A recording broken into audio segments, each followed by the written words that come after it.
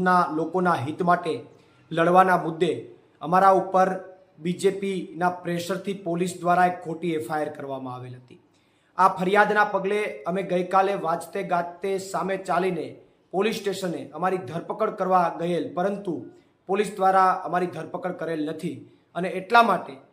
ચોક્કસથી એવું કહી શકાય કે આ ફરિયાદ અમારા ઉપર ભાજપના કહેવાથી ખોટી રીતે કરવામાં આવેલ હતી। પરંતુ આ જે ખોટી ફરિયાદ કરવામાં આવી છે એ ફરિયાદના વિરોધમાં અમે નક્કી કર્યું છે, અમારી કેશોદ આમ આદમી પાર્ટીની ટીમે નક્કી કર્યું છે કે અમે આવનારી 6 તારીખથી લઈ અને 14 તારીખ સુધી, એટલે કે સતત 9 દિવસ સુધી એક ન્યાય યાત્રા કાઢીશું। કેશોદની અંદર એક ન્યાય યાત્રા કાઢીશું અને આ ન્યાય યાત્રા મારફત અમે લોકોની વચ્ચે જઈશું, લોકોની વચ્ચે ડોર ટુ ડોર જઈશું, જનસંપર્ક કરીશું અને કેશોદના લોકોને અમે